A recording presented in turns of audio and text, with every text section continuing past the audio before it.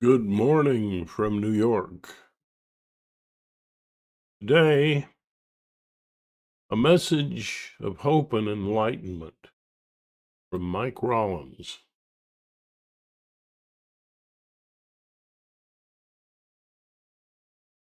the co-chair, if you will,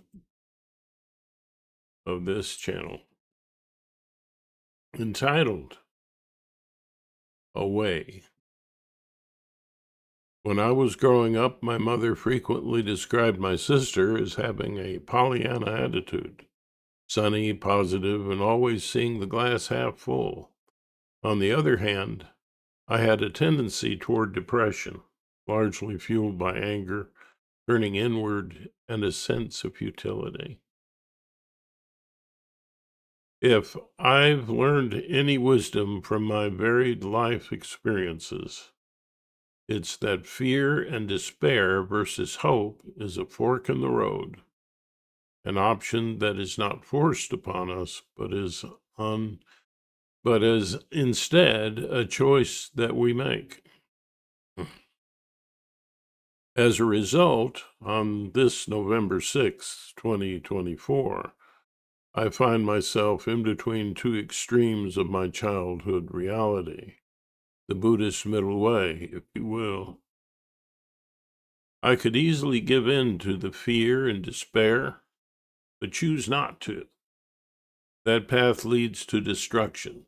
I know too well, because I have experienced the damage in my health of stress and depression. As well, religions, political leaders, and the culture have taught us much about fear over the millennia.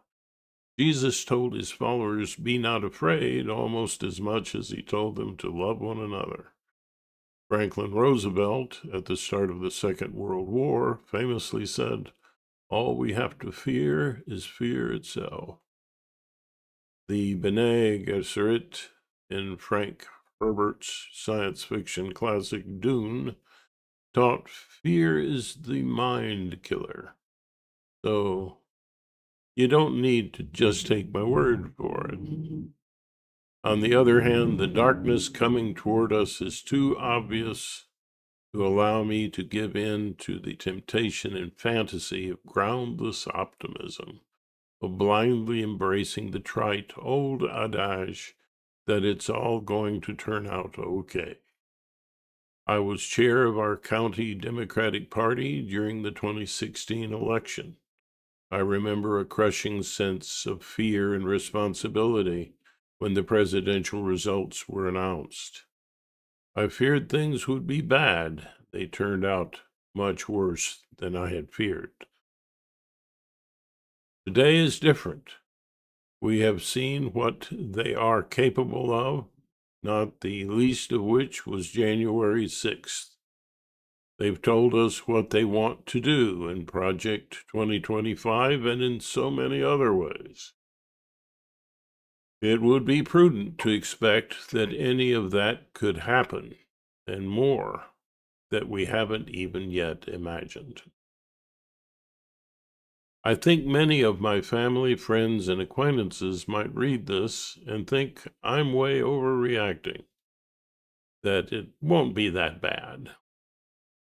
Aside from their already being blind to or seeing yet dismissing what has been plainly happening in front of their own eyes, I would ask them, when you voted for him in 2016, would you have expected over 1.7 million people to die from a pandemic, many due to it being poorly handled by our governments? And I would ask if they would have expected the Capitol building to be overrun by violent rioters after the next election. Another thing I've learned is that no matter how murky the road ahead may be, there is always a path forward. I've titled this piece "A Way Forward" rather than "The Way," because everyone's path may be different. Here's mine. I don't see the full path, but I do see clearly enough to make out the next few steps. I don't know how it's going to be, but I clearly see the train wreck coming. I will stay out of the way as much as I can and provide aid, comfort, and compassion to those who are hurt. And in regard to those who voted, knowingly or not, for the train wreck, I will resist the temptation to say, I told you so. Giving in to that pettiness may temporarily satisfy my ego, but saying it will only alienate them. Further, motivated by pride, they will likely refuse to admit they made a bad choice. As painful as it may be, it seems they're going to have to come to that conclusion on their own. I will also be figuring out how I can most effectively stop future train wrecks and help the trains run safely again. I'm not sure yet what that's going to involve, but I think a big part of it will involve rejecting the conventional wisdom that we keep hearing in the media, that the country is hopelessly evenly divided. The truth is that it's not. About 2/3 of the country is divided. The other third doesn't care enough to vote. It should be noted that surveys have continually shown over the past few decades that most people favor progressive policies, regardless of how they vote or identify politically. But fixing their voting behavior may be harder than getting the disengaged engaged. I know a lot of us have a tendency to try to make people see they're voting against their own interests when we argue politics. But I'll also ask you how often it has actually been successful. I wish I could be more encouraging, but it wouldn't be realistic. The darkness is upon us, and it's going to get even darker. The old advice to keep your powder dry and be ready for anything seems particularly relevant right now.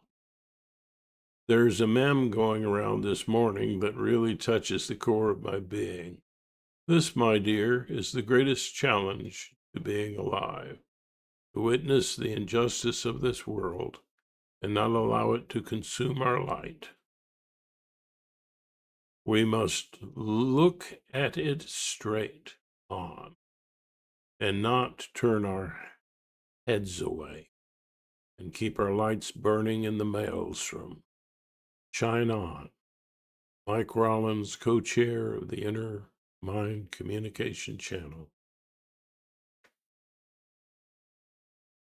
My friend, Mike Rawlins, is a great man.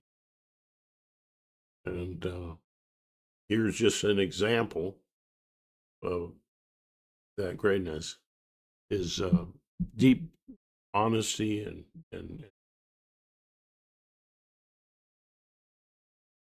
practical perspective and brilliant, almost lyrical display of truth makes him a great leader. And I hope that you will stay tuned, and when he has more time to actually be in the videos,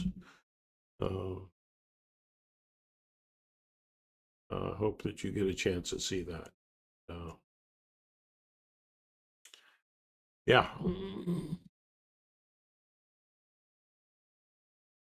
So, as Mike Rawlins said at the end of this rather brilliant piece,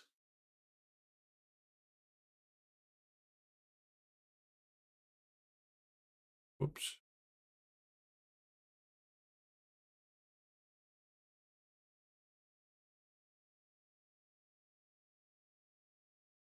Shine on.